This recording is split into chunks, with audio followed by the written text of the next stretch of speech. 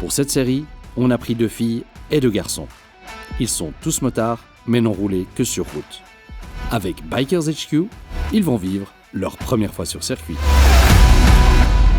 Bienvenue sur le circuit de Bresse. La première chose à faire, c'est la partie administrative. Bon, certaines se sont un peu oubliées en chemin, mais allons récupérer les clés des box. Diana. Ça filme ? Oui. Pas trop près, c'est mon mauvais profil. Aujourd'hui, on retrouve Diana. Diana, elle est prête pour faire une journée de circuit, quoi. Wesh. Hey, salut, comment ça va? Ça va et toi? Plaisir de vous revoir. Ouais, je te présente l'équipe. Salut, Christophe, enchanté. Bienvenue au circuit de Bresse. Bienvenue au circuit de Bresse, Cédric. Voilà, donc je vous remets les box pour votre soirée et pour demain. Vous pourrez dormir dedans, bien sûr. On faudra nous rendre le box nettoyé, nickel. On prend juste une carte d'identité pour checker tout ça. Voilà. Tout bon? Merci. Nickel. Bon, on reprend en box. Amusez-vous bien. Merci. Ciao. See pressure just before you break a bone. You're reflecting, I'm deflecting, burning tires to move on. Choices, future came and left like ghosts. No more messing, depending on the walls. How I did it to myself. Craving a hip, practice land, sleeping on my bed is cold inside. You let it burn, spat on a fuse. The table's dead, those rules were loose. I guess you had left. I wish you fall off from my window, take a bad trip to the ground.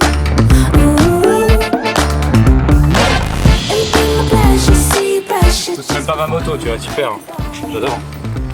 I wish you fall off from my window, take a bad trip to the ground. It'll be my pleasure, see you pressure just before you break a bone.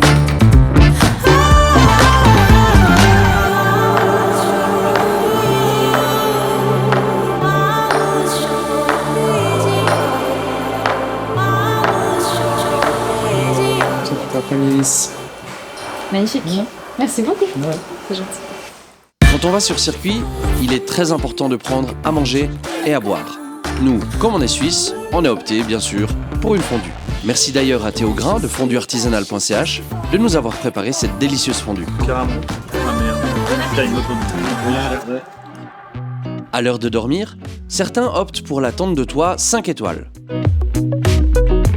Pour d'autres, le couchage est un peu plus sommaire. Livraison de matelas. Qui c'est qui va être content ?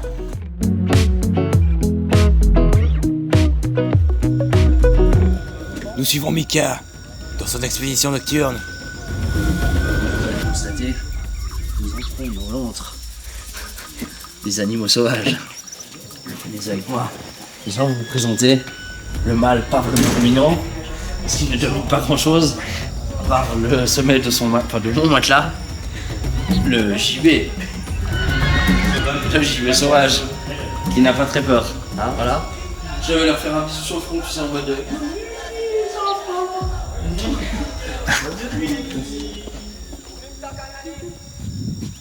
Bon, moi je vous abandonne. Certains ont réservé une chambre d'hôte, d'autres dorment dans leur camping-car. Pour moi, ce sera dans la remorque. Allez, bonne nuit. You're reflecting, I'm deflecting, burning tires to move on. Bon Sébastien, on est dans le box ici. Maintenant, on va un petit peu discuter de l'équipement qu'il faut emmener avec soi quand on va sur piste. Donc tu nous as fait une petite installation, merci. Et puis explique-nous un peu le minimum que tu prendrais en tout cas. C'est clair que quand on part en découverte pour une première sortie sur circuit, il n'y a pas besoin d'énormément de choses. Le but, c'est de venir et puis déjà découvrir un peu, prendre la mesure de la piste. Mais il y a quand même 2-3 choses essentielles à ne pas oublier pour pouvoir rouler pendant toute la journée sans avoir de soucis. Première chose, donc ici simplement un jerrycan d'essence, Évidemment, quand on est sur circuit, la moto va consommer plus que sur la route. On est plutôt sur des consommations en général, en tout cas 15 litres au 100. Donc si on a 5 ou 6 séances de 20 minutes par jour, évidemment, elle va consommer, puis du coup, on va devoir refaire le plein.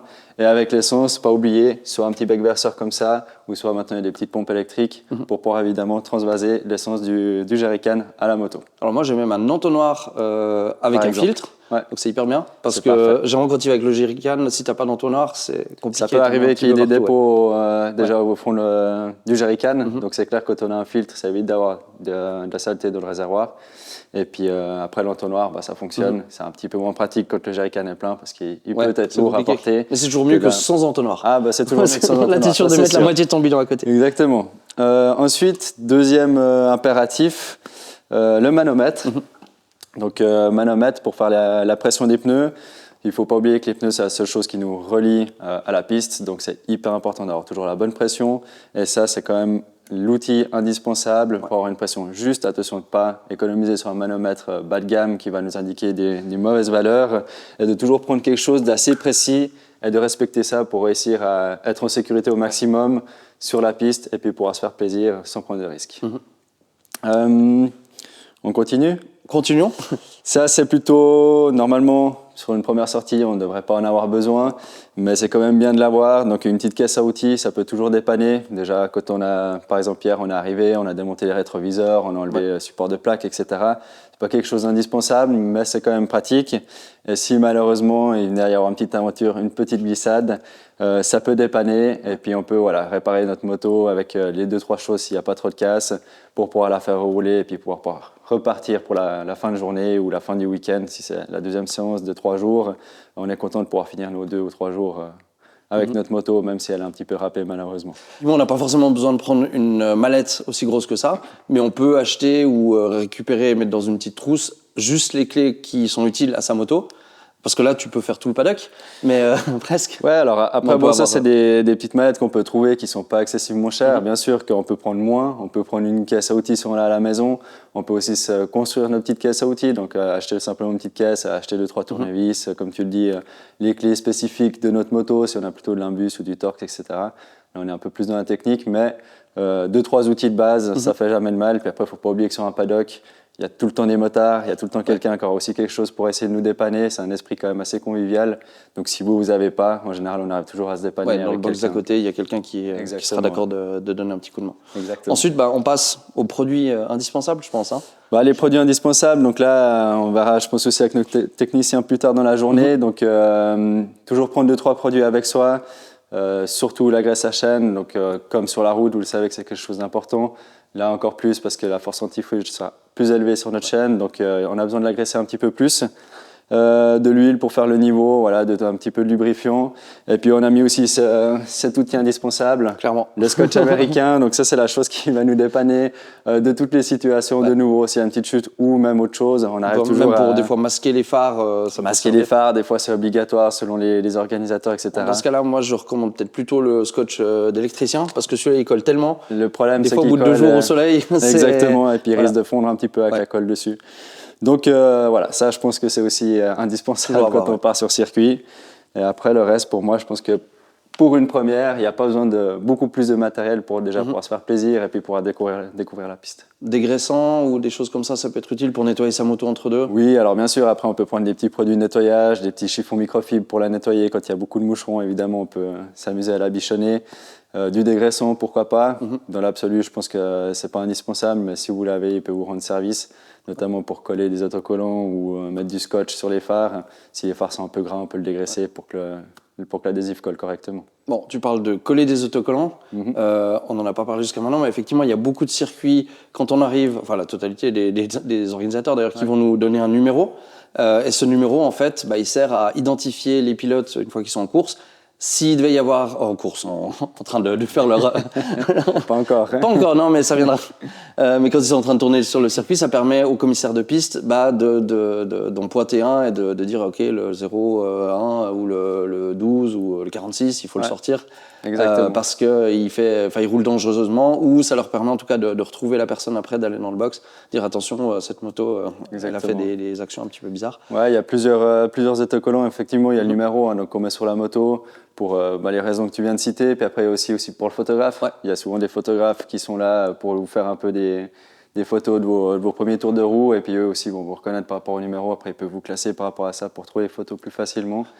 Et puis, dernier petit autocollant qu'en général, les organisateurs ils donnent, c'est pour la catégorie. Donc, ça part de débutant à expert selon les organisateurs. Et puis là, on a un autocollant de 2 couleurs ou qui est marqué simplement dessus, qu'on colle sur la moto. Comme ça, quand on arrive à l'entrée en piste et qu'il y a le commissaire, il contrôle qu'on rentre bien dans la bonne séance et pas qu'on soit débutant puis qu'on parte avec les experts, qu'on soit trompé de séance. Et il y a l'autocollant de contrôle technique, souvent. Aussi, Ouais. ça dépend. Parce que la catégorie, moi j'ai l'habitude de le mettre sur le casque parce que du coup ça concerne plus le pilote que la moto si elle fait plusieurs personnes. Mais effectivement on peut l'avoir soit sur la moto, soit sur le pilote directement. Bon, sur cette moto-là, c'est une autre possibilité. On a parlé de l'équipement indispensable pour venir. Mais bien sûr, quand on est un petit peu plus avancé, on peut prendre beaucoup plus de matériel. Puis bien sûr, quand on a plus de moyens, enfin qu'on a mis plus de moyens et qu'on a de quoi les déplacer, donc une remorque, une camionnette, là on est en configuration full piste. Voilà, donc avant on a vu un peu la configuration vraiment découverte, donc partir dans l'esprit simple. Là on est déjà dans un esprit où on a un peu plus d'expérience et puis on a un peu plus de recul sur la piste. Donc on va partir déjà avec des béquilles d'atelier pour pouvoir lever la moto, décoller les 2 roues. On voit sur les 2 motos qui sont ici, on a des couvertures chauffantes. Donc le but ça va être de chauffer les pneus avant de rentrer en piste. Comme ça on part avec des pneus déjà en température, on peut déjà dès le premier virage partir dans son rythme habituel sans avoir besoin de faire plusieurs tours de chauffe.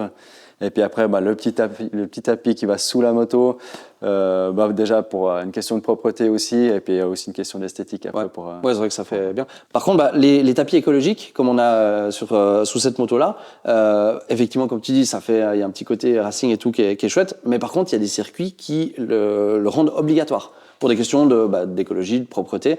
C'est si tu as des fluides qui coulent la moto, donc de l'huile, de l'essence, c'est le tapis qui va ramasser, puis c'est pas le sol du box qu'ils vont devoir renettoyer ou rechanger derrière.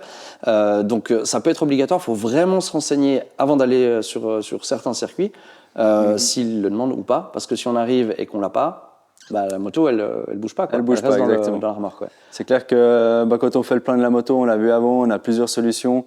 On a vite fait de mettre un peu d'essence à côté. Alors, il faut faire attention d'en mettre le moins possible parce que ça peut prendre feu quand même. Si on fait un peu de mécanique le soir ou qu'on a un problème de carter, si on a une chute et puis que la moto, elle coule, de nouveau, on a de l'huile qui va couler au sol. Et ça, c'est des choses qui s'imprègnent dans le sol. Et puis, je pense qu'à la longue, pour les circuits, ça détériore le sol. Donc maintenant, ils obligent d'avoir ces tapis de protection. Comme ça, eux se mettent en sécurité par rapport à ça. Ils protègent leur sol, puis ils savent que le soir, quand tout le monde part, ce sera dans l'état qu'on est arrivé le matin. Mais c'est clair qu'il n'y a pas tout le monde qui l'oblige, il faut bien se renseigner avant de partir, quoi. Est-ce que tu vois autre chose qu'on pourrait prendre en plus ? On n'en a pas parlé avant, mais c'est le compresseur. Donc de nouveau, on a parlé des pressions de pneus. Quand on va mettre des couvertures chauffantes comme ça, il faut faire très attention aux pressions des pneus parce qu'en fait, on va chauffer son pneu. Et là, il faut faire une pression juste. Ça veut dire qu'on va faire la pression à chaud, toujours à chaud. Et puis après, il faut refaire la pression quand on rentre de piste pour avoir la pression qu'on a eue quand on roulait réellement sur la piste. Il faut savoir que les couvertures chauffantes, elles chauffent facilement à 100 degrés et que suivant quel pilote, c'est pour ça qu'on parle plutôt des pilotes avancés, vont pas réussir à faire chauffer les pneus à cette température-là. Donc si je mets une pression par exemple de 2,5 dans mon pneu et que je pars avec un pneu à 100 degrés et quand je rentre, il est à 70 degrés, le pneu sera moins chaud, donc la pression aura chuté, et là, il faudra ajuster la pression. Donc, il faut le faire tout de suite, et puis comme ça, après, on sait que quand on est en piste, on a la bonne pression dessus, et c'est important d'avoir un petit compresseur, le manomètre dont on a parlé avant, pour pouvoir rouler dans cette configuration avec des couvertures chauffantes. Alors, la plupart des circuits ont un compresseur, mais généralement, il y a la file, et puis il faut déplacer sa moto, ou ses pneus, ses roues, jusqu'au compresseur. Donc c'est vrai que maintenant il y a des petits compresseurs portables comme ça qui prennent pas de place, pas besoin d'avoir la grosse bonbonne, y a pas besoin d'avoir un gros et puis qui sont super pratiques pour pouvoir faire. Il en existe même qui sont sur batterie, c'est gros comme ça. Tu rentres ta pression, tu bouges dessus, et ça s'arrête au moment où la pression est atteinte. Donc rien besoin de plus. C'est idéal. Et en plus, plus on fait la pression rapidement après avoir roulé, plus ce sera juste. C'est clair. Ça veut dire que si, même déjà si on fait un tour tranquille en rentrant, la température des pneus va changer. Quand on rentre au box, ça continue à descendre, ça descend. Du coup, la pression, elle évolue à l'intérieur du pneu. Donc normalement, c'est vraiment le plus rapidement possible pour réussir à faire quelque chose de précis et puis pour avoir un maximum d'adhérence sur les pneus.